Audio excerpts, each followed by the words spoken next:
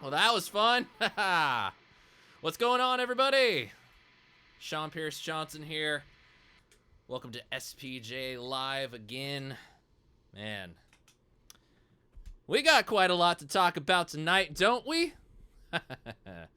Oh, we're gonna get into the weeds tonight on a lot of really weird goings on.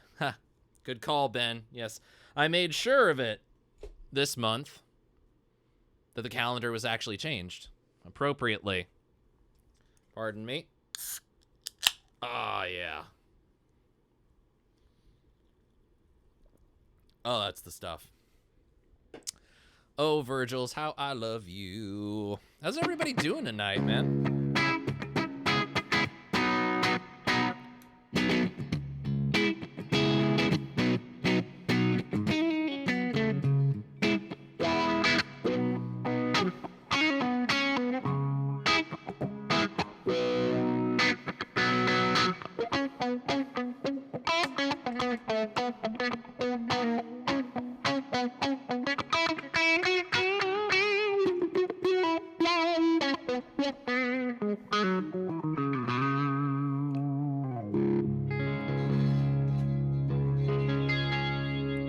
Bit of Dimension C.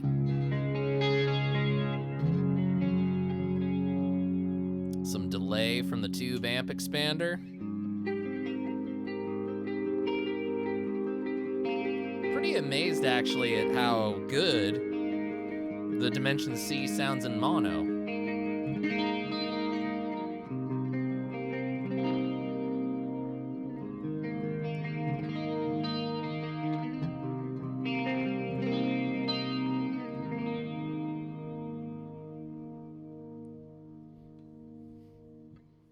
Good stuff. Loving it. As usual, I got my blue-wrenched friends, Albus Band, Mr.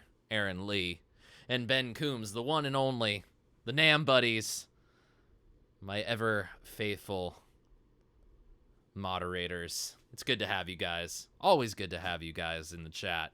Always good to have you guys watching and keeping all of you troublemakers in line. But Quentin's not in the chat yet. But maybe in just a little bit. All right, let's see who we got in the chat. Otherwise, tonight we got Gillis DeBilio. Gillis, I don't believe I've seen you here on the show before. Welcome. This is your first time. I see you're on vacation, and then this is your first time catching live. Well, happy to have you, and congrats on being on vacation and getting to stay up a little late. Hope you're enjoying yourself. Where are you vacationing in this world? Let us know. Terry Himes is in the house. Terry, good to see you, my friend. Glad to have you as always. Jay Steen back in the house with a nice little emoji, which is nice and fun. We've been doing a little bit of that kind of reaction-y stuff to some recent goings-on in the guitar world, personally. We got the Pedalboard Jedi in the house. My friend, you are most welcome. Are you a Padawan or are you a master? Are you an assassin or an errand boy? I don't know. Driving most of the time I'm on. Man, Jay, as long as you're safe. As long as you're safe. Well, Pedalboard Jedi, I'm glad you could drop in for a bit. Whenever you need to bow out, you bow out. Do not think that, we're just going to keep you chained to the stream for the whole time. But anyway, it's still good to have you. We have Guitar Freak 521 in the house. Guitar Freak, welcome to the show. Glad to have you here in the audience, and thank you for participating in the chat. We always like to know where you guys are in the world, the people that are watching. We want to see you interact, and we want to, build up this community. That's what this thing is all about. That's why I like doing these shows for you guys. I want to get to know you guys. I want us to chat and have some things going on. So please do feel free to let us know that you're here, who you are, and introduce yourself. We got Matt Cisterna in the house. Matty, good to see you, my friend. Happy to have you here from all the way in Argentina. Fantastic to have you here. I did see that you got the Cosmic Phaser from Retrohead recently. Kind of jealous. Not even I have gotten that. Pedalboard Jedi is a Sith. There you go. I only deal with the absolute. Well, there you go. Phil Mosley Music in the house. Phil, welcome aboard, my friend. Great to have you as always. Terry's GG in the house as well. Terry, awesome to have you here, my friend. It's great to see a lot of you. And Janice has joined in. Janice, you are here right at the beginning, and it is great to see you. Mickey Settlemeyer in the house as well. Mickey, thank you for joining in. It is awesome that we have so many people. Right now, I see 17 people in the viewing right now. We got a lot of chat going on. And like I said, for those of you who haven't shown yourselves and haven't acknowledged the chat, please just say hi. Love to see who's watching. And we're going to be getting into the weeds on quite a little bit today. As you can probably tell by the...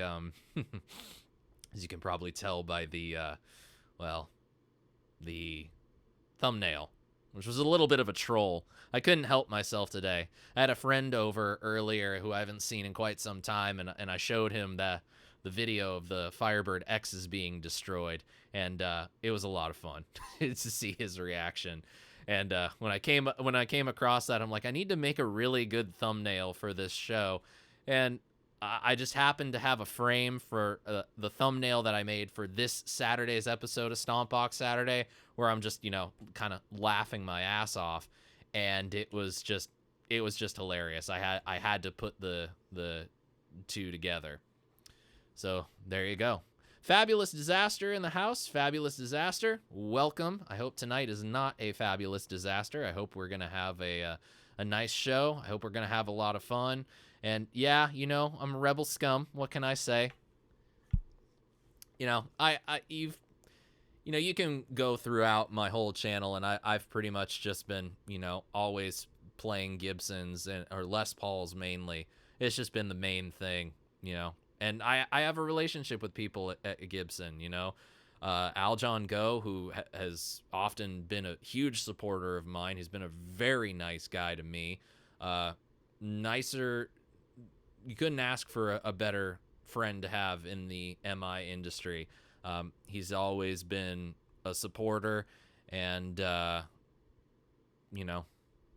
just always been a really good guy. So it's been an interesting time with all these things happening with Gibson, so many people I know working there and, all this stuff going down. You just can't help but think to yourself, God, you gotta wonder how this makes them feel.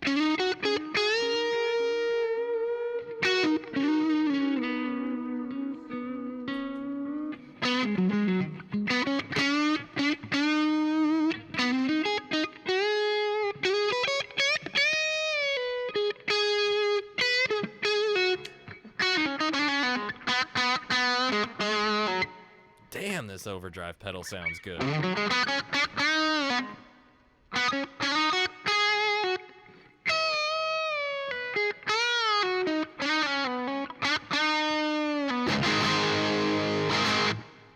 It's the Nanolog audio wave function, which is kind of like Tube Screamer styled, and it's got the Nanolog audio N2 chip in it.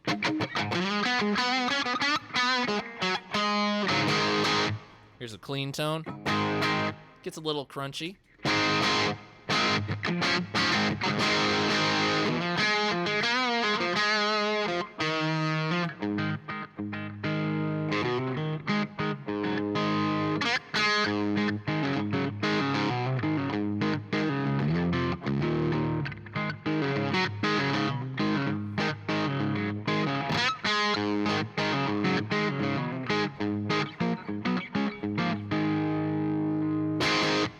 Yeah, Maddie, I'm a fan of Epiphones too. You know, the Bjorn Galat is an Epiphone. I have that Casino, which is might be needing to find a new home pretty soon, just based off what's coming in. And, you know, I can't hold on to everything.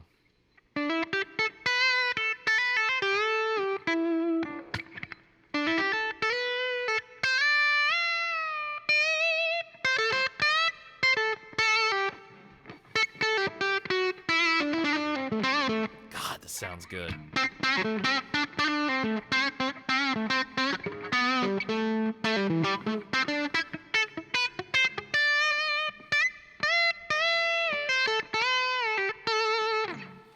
Aaron, I know, is a fan of Gibson, and he just said so.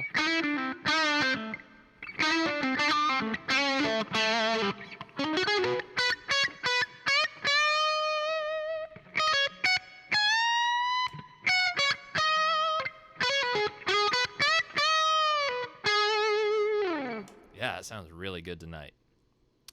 Pedalboard Jedi. I still have a love for Gibson. They are just disappointing me a lot with their PR bust lately, but people say Fender is boring, and that is hands down my favorite guitar brand. You know, I think the thing with me and Fender over the last couple of years, well, actually over the last decade of me actually working in gear,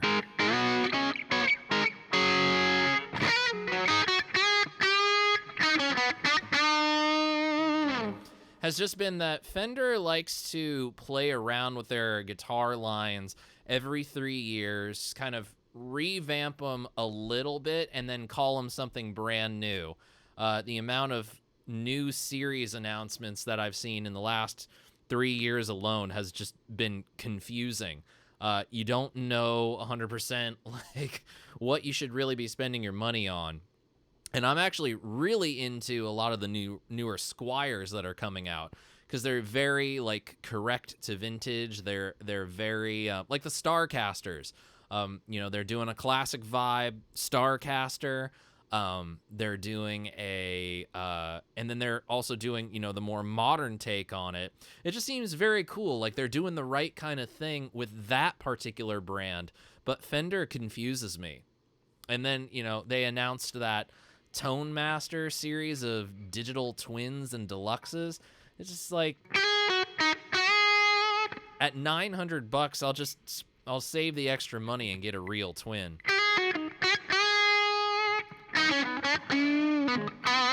And I've also found that there are other builders building Fender style guitars that I like better than the Fenders that they're based off of. Like my Jennings Navigator, it's a Tele style build. Chad's actually building me one in a little bit of time, and I can't wait. It's gonna be a hell of a lot of fun.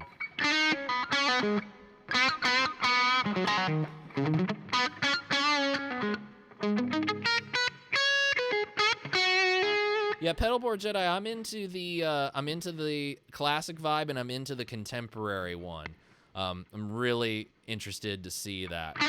And yes, the solid state deluxe, not just solid state, but digital model with a solid state power amp of the deluxe and the twin. That hurts my soul a little too. And Jay, yeah, the one cool thing is the attenuator.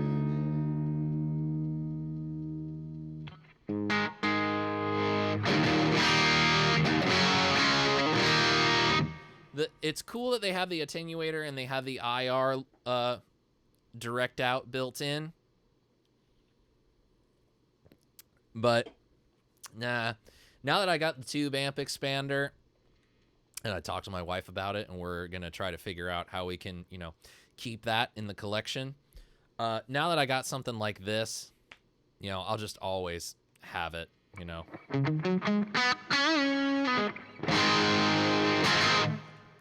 There's a lot going on in this chat tonight, and we haven't even gotten to the reason why we're all here. We've got to talk about these damn Firebird X's, you know? So, obviously, I'm pretty sure by now everybody saw the whole, you know, thing of a backhoe a backhoe. I said a backhoe.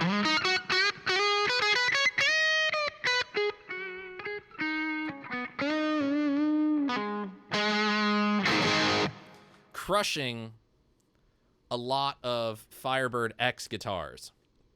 Now, I don't know how many of you know the I don't know how many of you know the Firebird X guitar.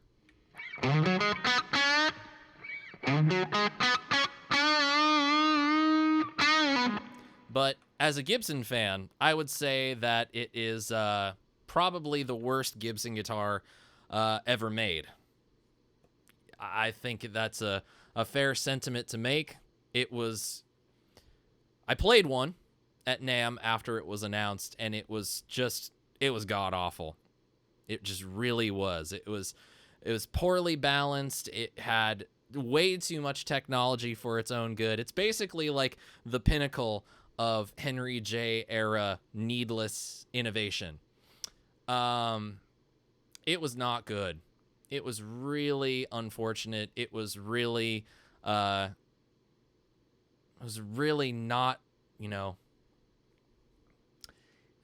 not what, is that what it, dude, people have been calling it an excavator, Terry, and people have been calling it a backhoe. I have no idea what it is. I don't work in construction. I don't know what it is. But, hey, whatever, man. Hi, Reese. Welcome to the show. Good to have you on, even if you think I suck, which I don't care,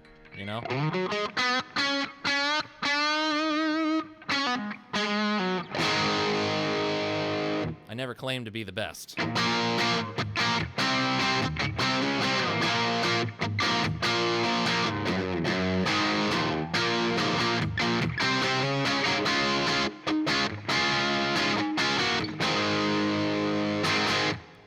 But people are destroying. Hello, Amanda. How are you? Nice to see you. Yes, I know that they're both different things, but it's like people are using these things interchangeably. It's really strange to me.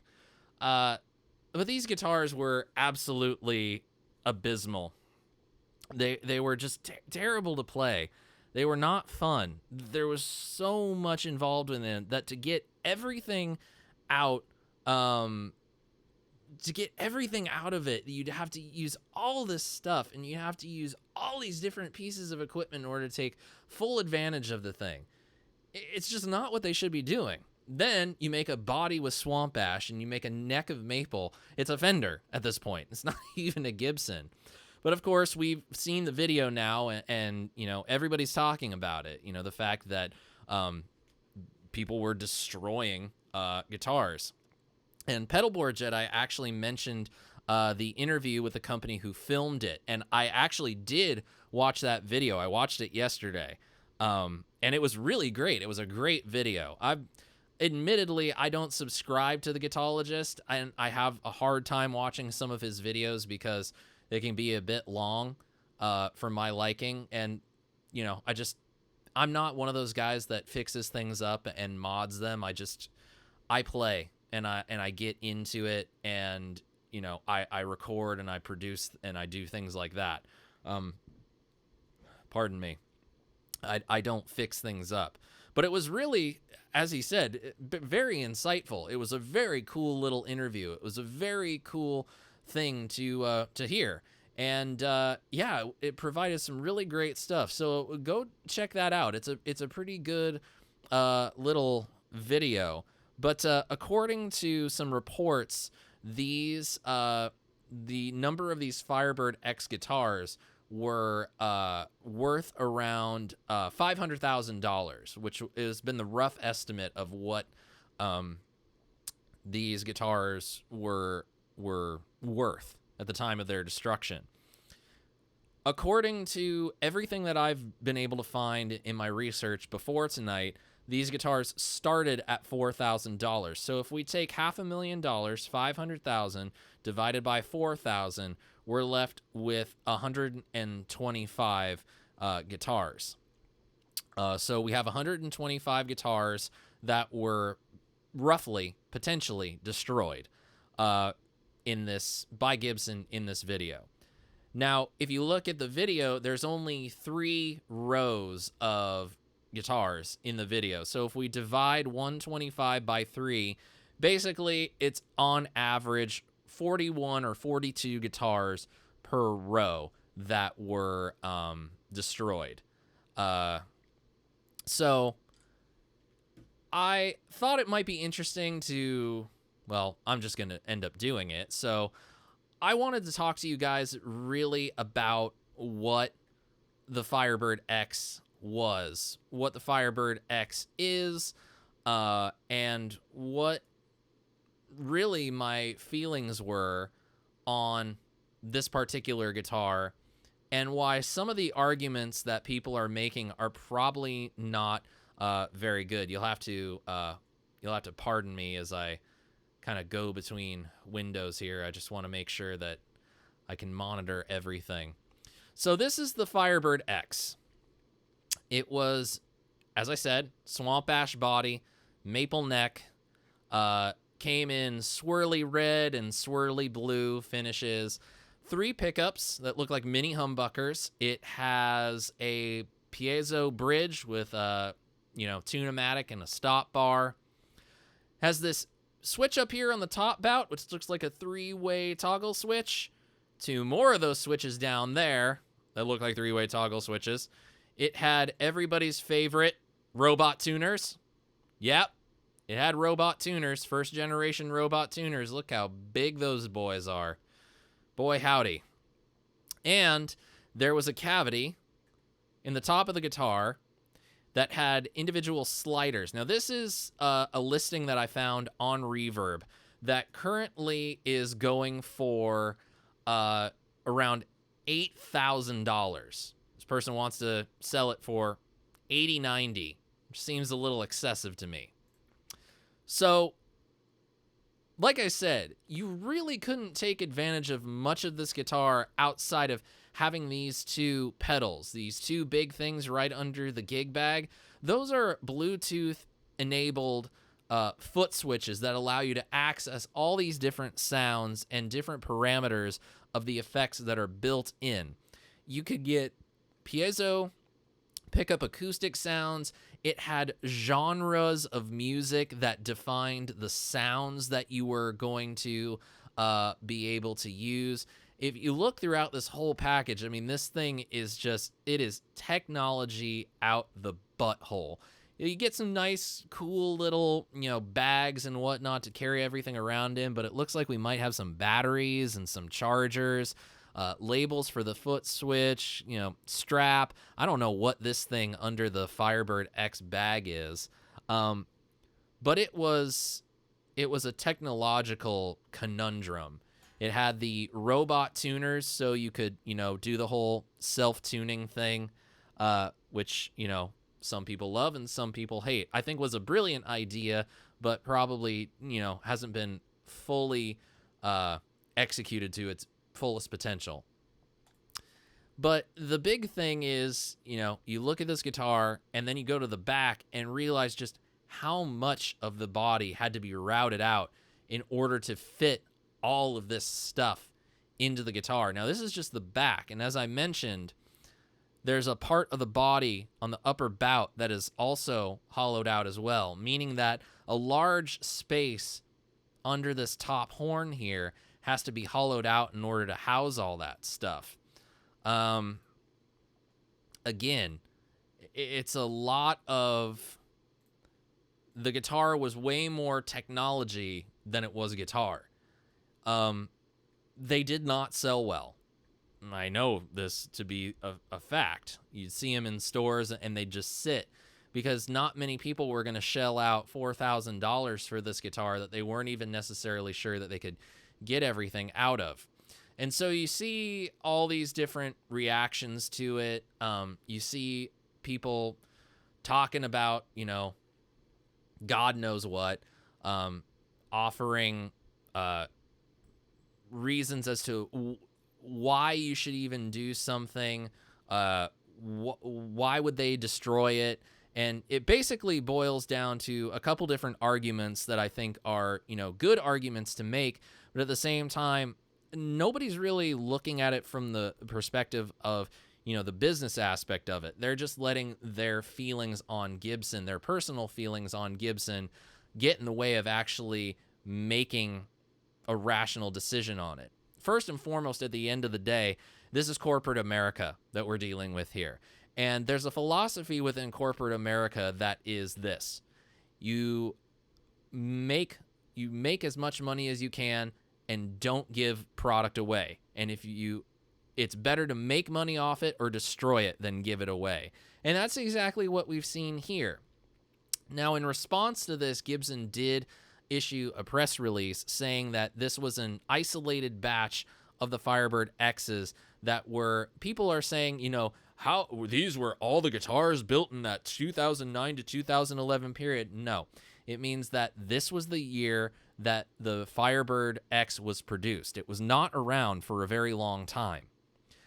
During that point in time, these are isolated guitars from those production years that did not make the cut. And they said that you could not, they couldn't repurpose them. It's a completed guitar. It's not like you can remove finish from those guitars and then use the wood and reclaim it in order to, make other guitars. At best, they could probably throw it in a wood chipper and make some kind of wood composite out of it, which I know, plenty of people would be very disappointed with if Gibson put Firebird X wood composite in their guitars, because, everybody needs something fucking stupid to complain about in guitars.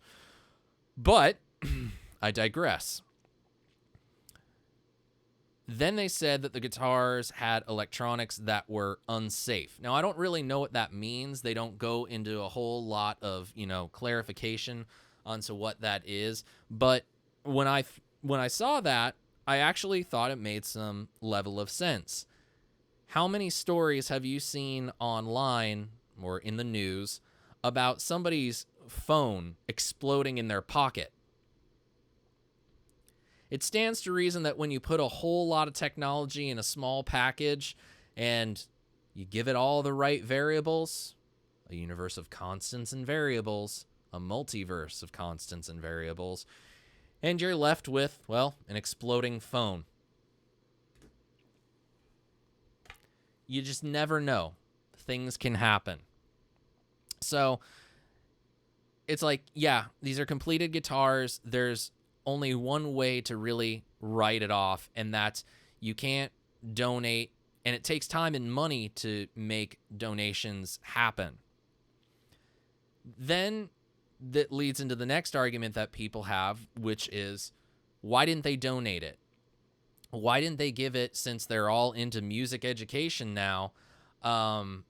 Exploding guitar, I'm back in. Yep, Ben, you and me both. It's like if Ace Frehlei's dummy pickup in the Les Paul smoking out, be like that. That doesn't sound too fun to me. So, the other thing that they have, an argument that people make, is why didn't they donate them? And speaking as someone who has taught kids as young as, 7, 6 even, when it comes to getting people started, and students started on an instrument, you got to keep things as simple as possible. And if you ask me, the Firebird X is not simple. It is a complicated guitar. At the time that I played it, it was very hard to grasp all the technology that was going into it, because it wasn't like anything that I personally had played before. I certainly wasn't used to having all these built-in effects. And then not only that, with the Bluetooth was still a fairly new thing at that point in time, But at the end of the day, the guitars were deemed unplayable. Why would you want to donate an unplayable guitar to some kid to get them into music? That just seems stupid. And not only that, I'll say this much. People were not willing to spend their hard-earned money on these Firebird X's when they first came out. I don't understand why you'd want to donate something that you wouldn't be willing to use yourself. I know personally, I have often thought to myself of giving back to my school's music program. I went to a nice private school, but it was a music program that got me into doing this, got me into being part of music and being a musician. It fostered my passion. And so I've wanted to give back. But I don't want to give back money. I want to give back equipment to, give these kids a better experience than I had. So, I've thought, like, if I'm ever going to make a donation, I'm certainly not going to write my school a check. I'm going to contact my boys at Orange and say, hey, I want to donate some amps to my high school. You think you could cut me a deal so that we can make something like this happen? And I'm sure we'd be able to make something like that happen. So if I were to donate guitars, I'd be donating guitars that I'd be willing to spend my money on. If I'm not willing to spend my money on a guitar, I shouldn't think about donating it. And when you're starting kids in music, you need to give them something that's easy to govern, easy to navigate, and easy to play. You should never give them complicated. And, at the end of the day, if Gibson deemed these guitars unplayable, shouldn't we be happy about that? For all the crap that people give Gibson QC, it's like, come on. I mean, really, if these guitars were so bad and unplayable and so undesirable that Gibson themselves, the people that everybody in the guitar internet seems to accuse of being the worst quality control in guitardom, if they say it's bad, think about it. It's that meme right there. You know the one I'm talking about.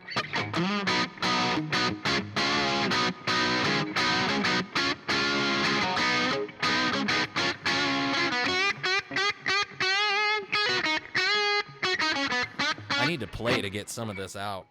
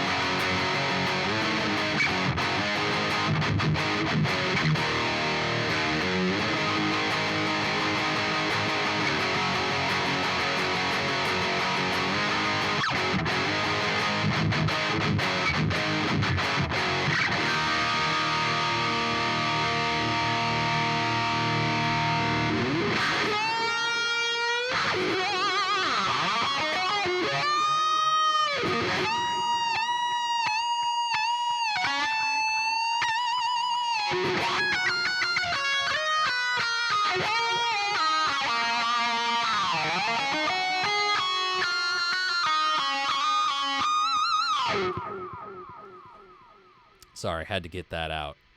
Been talking too much. But you know what? There's a lot of good points that you guys are bringing up, and we'll acknowledge them in a little bit. One last thing I want to bring up is this particular picture.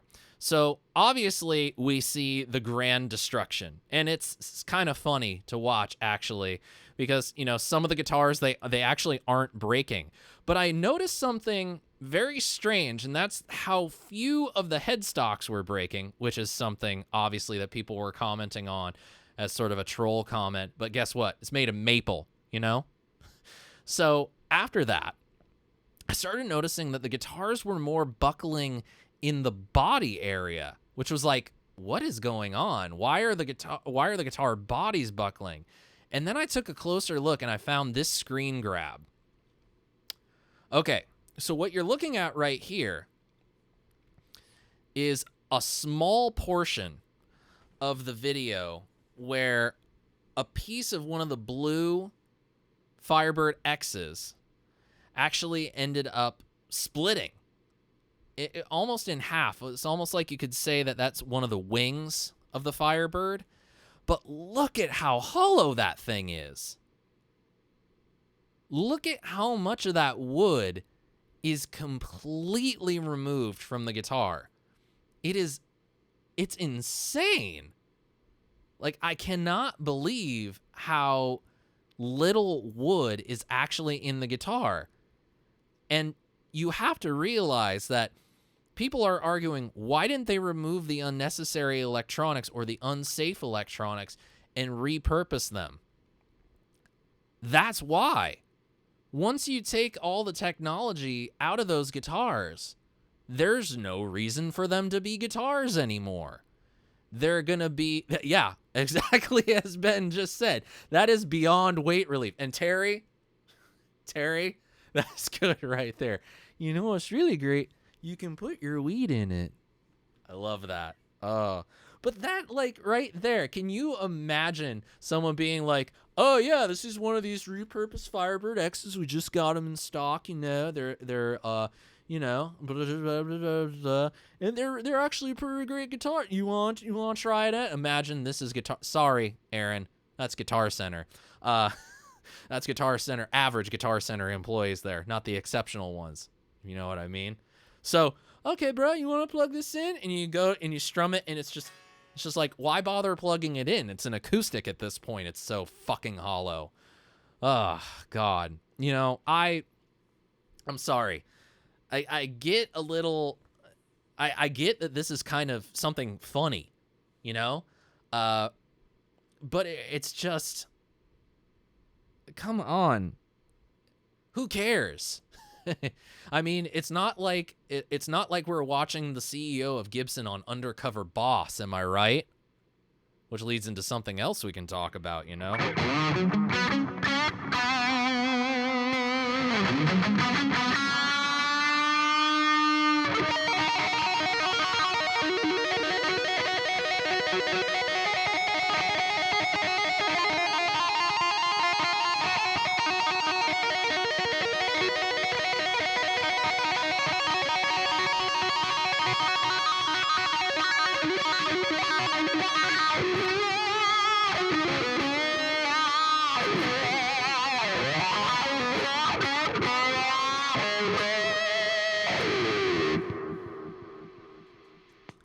But there's been a lot of great comments by you guys on the subject of this. But, you know, I just felt like I needed to get this out because, you know, as the Pedalboard Jedi just said, the internet, they care so much and little all at once. And that's kind of the thing.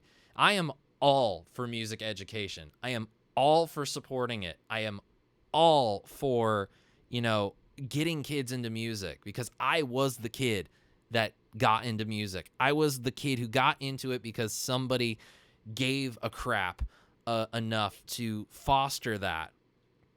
But this is not what you should be giving a kid to get them into music. You should not give them complicated. Give them simple. Fuck. Epiphone Les Paul Special 2 was my first guitar. Dual humbucker Les Paul junior style bolt-on neck, 3-way toggle switch, 1 volume, 1 tone. That was the first guitar. That's what I got into. That's what I used. And that's what kids starting out should be using. Squier Stratocasters. Fuck, get the starter pack from Guitar Center from my buddy Aaron there so he can make a damn commission. Fuck. Jeez. I'm sorry. This is Salty Sean moment.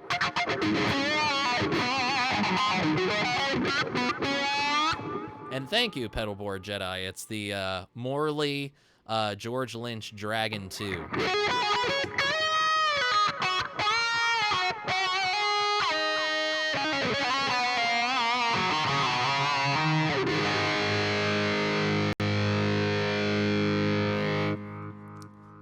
It's good stuff. But yeah, it's like you need to give them something that they're really going to get into. And you're just not going to do that with the Firebird X.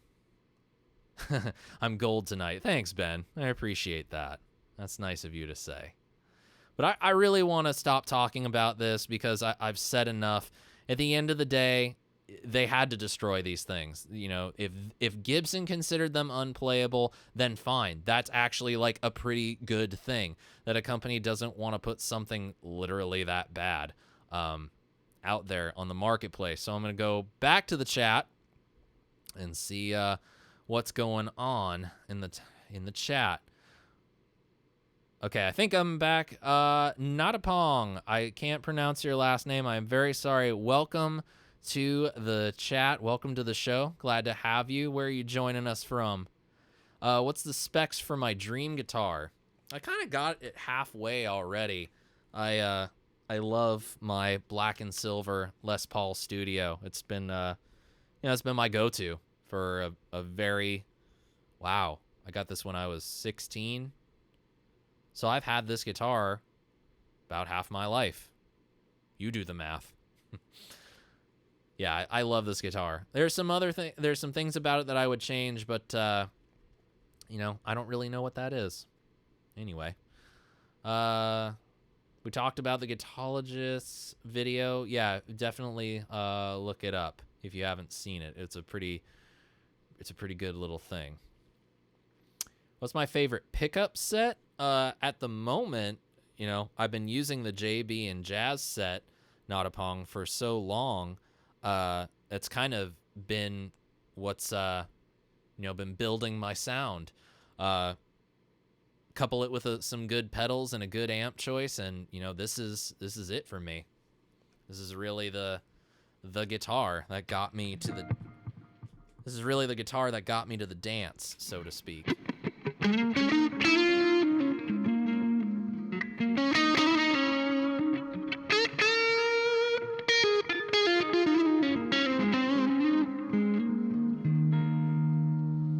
And yes, as Ben says, damn, that's an ugly guitar. It was not a fun guitar.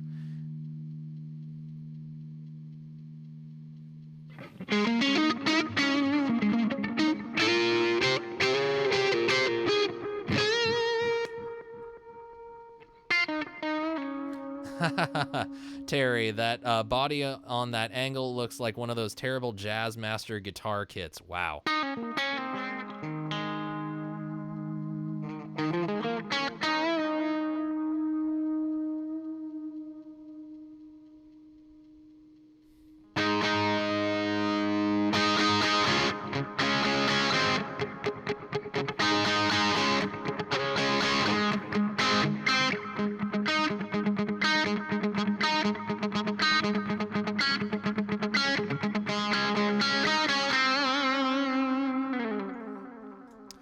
Here's some good insight from Aaron. I played a few when it came out. The latency from guitar to pedals were hysterical. That is very interesting. Ben, I don't remember if it was... I think it was a little bit neck heavy, but I don't remember how much. It was probably 2010 when I played one. Considering the fact that they've had so many of them for a decade, it's like... We're not selling these things. We need to get rid of them. So they got rid of them.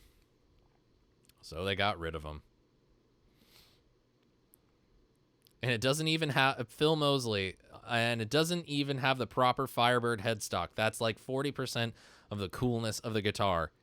Indeed, I completely agree.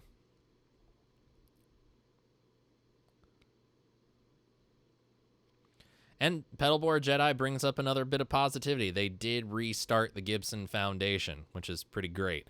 Oh my God, Aaron, they really changed on their own? That is hilarious.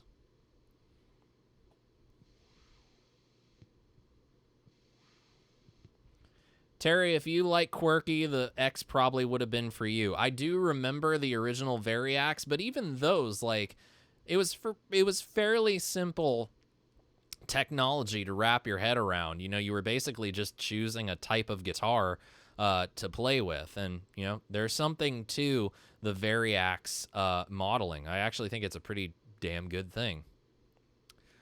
Okay. The electronic company that was responsible for them they no longer work with were volatile and also could not be accounted for liability-wise. Okay, more good insight. They couldn't donate it as they were unplayable, and they agreed even if they weren't, no one's first guitar should be that. It was awful when it worked. Again, Aaron's providing the insight. And Janice, I used to work in a factory, and yes, quality control does make some drastic decisions. Again, the fact that they're actually putting it out there and saying, nope, we're not going to do it is again, a good thing. Aaron, these pickups in these models did not work as they were all PCB based. And lastly, Nothing on it that had any salvageability could be saved, as it would cost far more than any working part was worth. Indeed, it's true.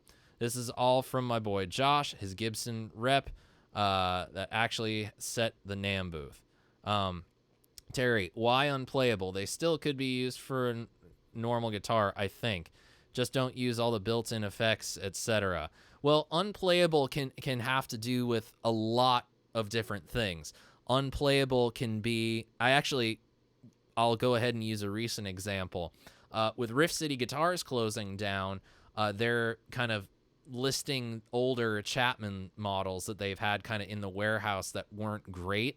Had a really sick deal on the Rabia signature baritone, and it was a good enough deal that I was like, man, I should really get in on that. But the neck was twisted, and unless you're a qualified luthier that knows how to get twists out of necks and knows how to work on instruments, a twist in a neck could be very easy to fix, but it could also mean that the neck is completely unplayable. Now, the bonus point of the Rabia being that I believe that model is, as well as his normal signature model, are bolt-on necks. But if the guitar is not a bolt-on neck and it's a set or it's a through neck, or it's a neck through, you're kind of just left with a guitar that's completely unplayable. You're going to have bad action across the entire fretboard. And at that point, if you can't intonate a guitar and can't keep it in tune, then, oh well, that's all you can do. It's unplayable. No one is happy with the guitar world anymore. No, they're not. Janice says, I could say a lot here on my work history in a factory setting, and I can definitely tell stories that can justify their actions. Again, you and Aaron seem to have a lot of experience with this actually being something that doesn't surprise you, and it's nice to know that there are people out there that it doesn't surprise. Okay, Aaron with some more insight. Everything was tied to PCB. No noise without working PCBs. The pickups were voiced off computer simulations. PCB dies, sound dies. Well, that sucks. Matt, my Les Paul is, this particular one is a studio, a Guitar Center anniversary exclusive, I might add. This is not an ad for Guitar Center. This is good. Terry says, maybe it was just the right way to end the hairy era of Gibson mistakes then, and how Henry crushed the company. I see what you did there, and you're funny.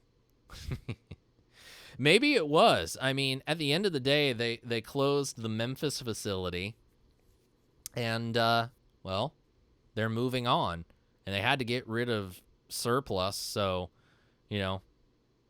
maybe they could have sold their surplus electronic supplies and products because production is no longer necessary.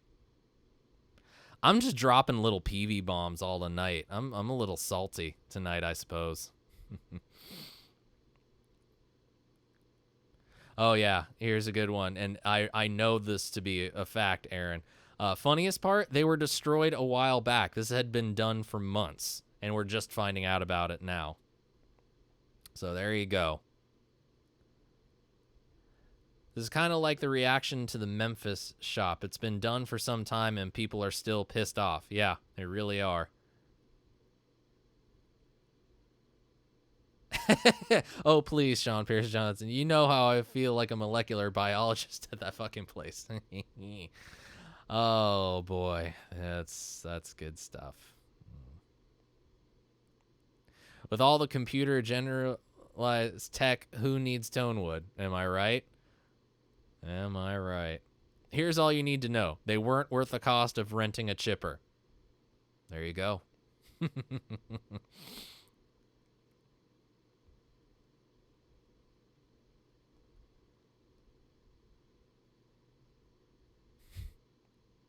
Commission at GC? I might owe them money if I sell. Wow.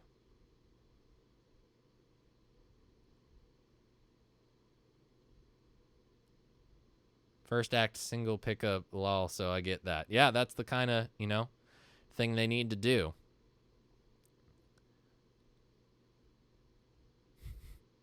Well, thanks for all the compliments, guys. I appreciate that. Yes, I am just a kid. I'm a big 30-something-year-old kid.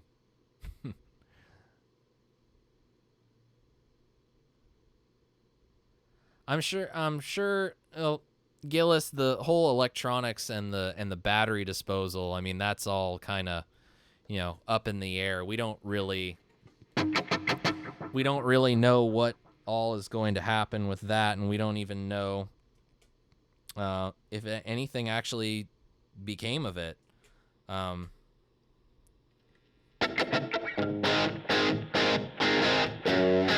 If I had to guess, it'd probably be, they didn't necessarily, what am I trying to say? They were crushing all the guitars with the electronics in it, so they may or may not do anything with the electronics. Let's get the Jennings in here. I restrung everything over the course of the last week, so I got fresh strings on everything, and it feels so nice. Picked up one of those new hybrid scale or hybrid tension Ernie Ball sets for the Jennings. So the low side is a little heavier. It's not 10 to 52, it's 10 to 48. This is kind of my...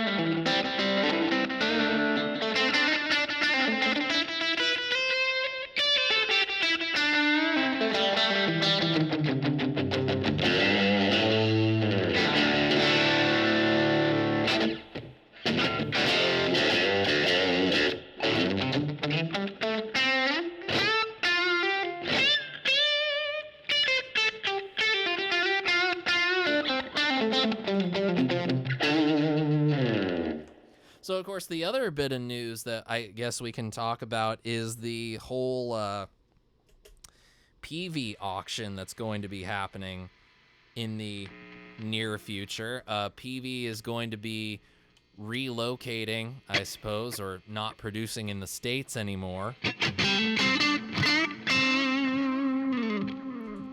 So because of that, they're basically liquidating, and the catalog for the auction hasn't been released yet, but I'm very interested to see what all is going to become of that. Over the years, Gibson seems to be everybody's favorite whipping boy in the guitar community, but I'd venture to say that, PV's not had some great times either. Infamously, Hartley PV did an episode of Undercover Boss, and, he basically went around... I didn't see the episode, but it was universally a very much disliked episode of the show.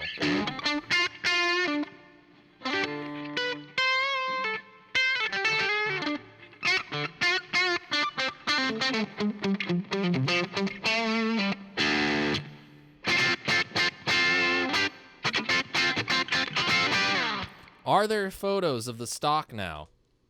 Because if so, I actually saved the link to the catalog, and maybe we can peruse it together. Doesn't that sound like fun, boys and girls? All right. Pre-bid catalog. Let's see. All right. So, okay. Guys, we're going to have a little bit of fun right now. There we go. All right. So it's called Industrial Bid. And this is part of the pre-auction catalog for this thing going on. So we have a lot of 3 6505 pluses. So basically 3 2-channel PV 5152s. Basically. Excuse me. Can we there we go. So we can see, it's 3 5150 heads and a starting bid of $50. If you're lucky enough, you can walk away with a huge deal on some 5150s. We got a lot of 8 PV Valve King amplifiers, which I actually played one years and years ago. It was actually pretty damn good. I was pleasantly surprised. Then we got some Trace Elliott bass amps.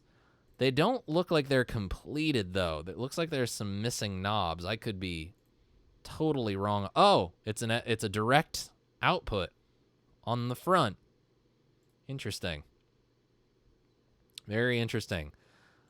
Let's see. Lot of 8 assorted PV guitar amplifiers.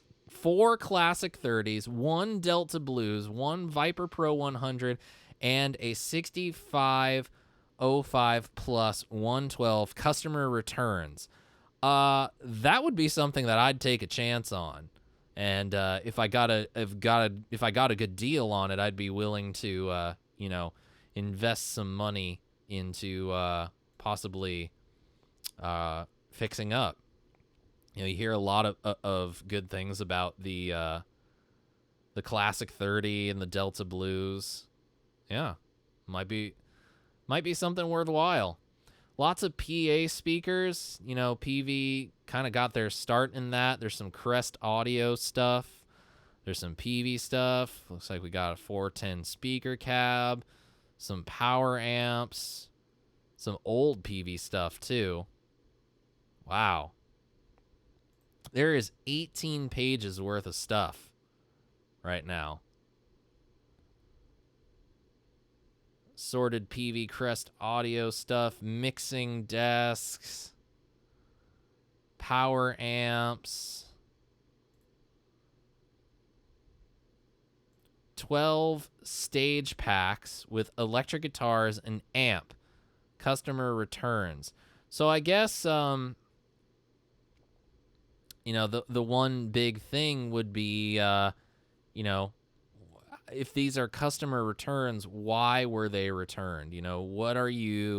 What's the risk in making the investment? Oh my God.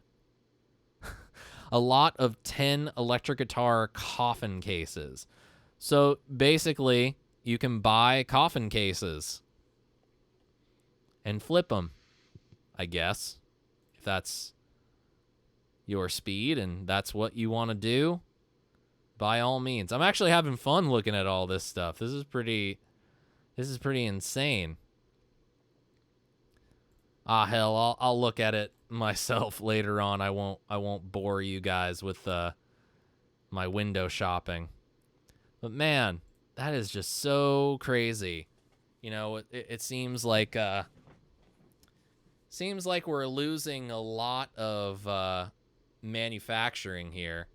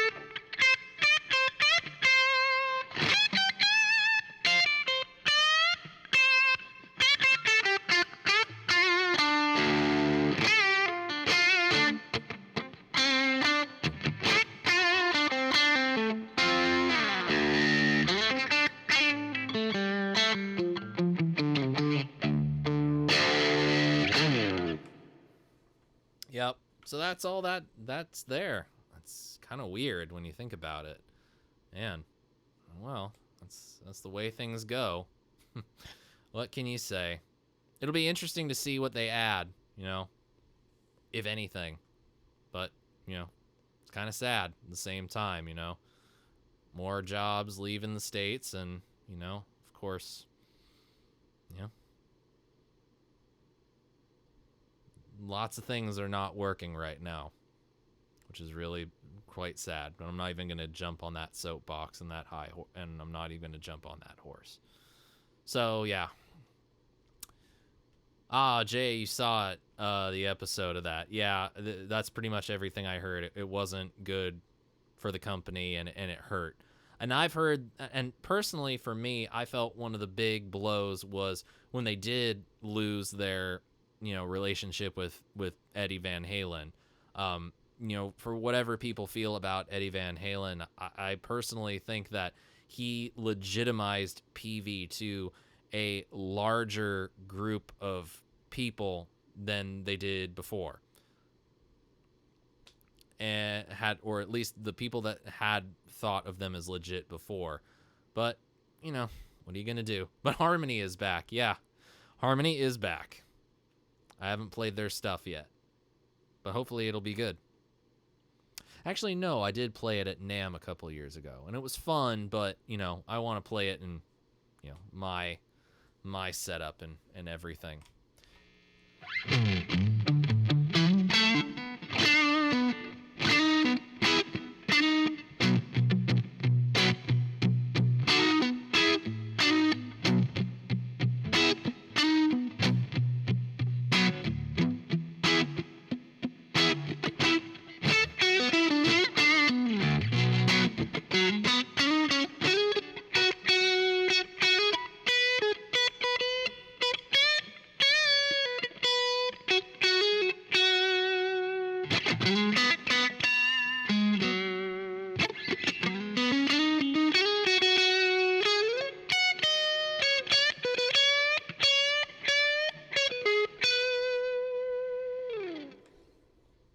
Yep, and the 5150 did carry PV. Oh well.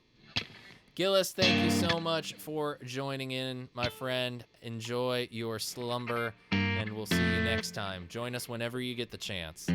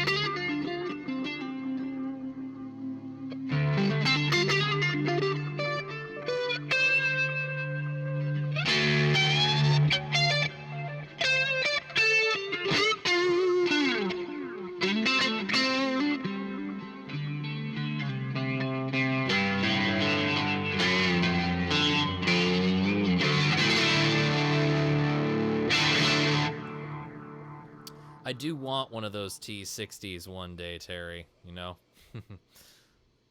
Bust the Miracle Man solo. I don't know the Miracle Man solo. I don't know what that song is, but I'll give you this.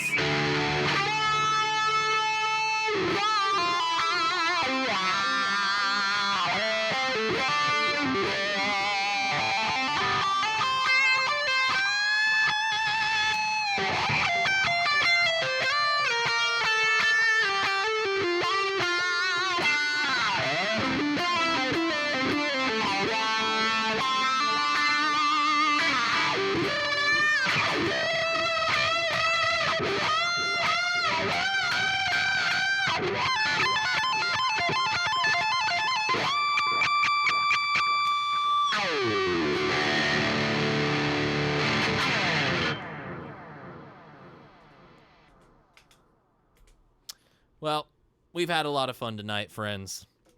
But it's getting to be about that time. It's time for us all the good little boys and girls, to go rest our sleepy little heads. It's been a lot of fun. Thanks for listening to me bullshit about that. Oh, it's Ozzy. Okay. I wasn't listening to Ozzy a whole lot when I was a kid. And I still don't. But, you know, whatever. I'll check it out. Anyway, guys, thanks for listening to me ramble. You know, it's been a weird week for the guitar world. So much going on, so many different things to say, but, you know, I'm just happy that you guys were here to listen. Happy that we could, you know, chat about this a little bit. You know, just everybody, please keep yourselves in a nice sound mind when you start to judge these things, because, you know, everything is not black and white. Everything is in various shades of gray. So until next time, my friends, I will see you all next week. Same bat time, same bat channel. Come back this Saturday. We are bringing, Aaron, you're going to like this one. It is the B-Tronics Swarm demo this Saturday on Stompbox Saturday. I just finished editing it yesterday. Listened back to it in my new studio setup with the speakers and a subwoofer. And boy, howdy, if you have the ability to listen to it with a subwoofer, I recommend it. It's going to be a lot of fun. Thank you all for joining me again. If you haven't done so, click the subscribe button, turn on some notifications. I'll see you all real soon. Until next time, my friends, I'm Sean, and I wish you all great tone and happy stomping. Have a good night, my friends. Cheers.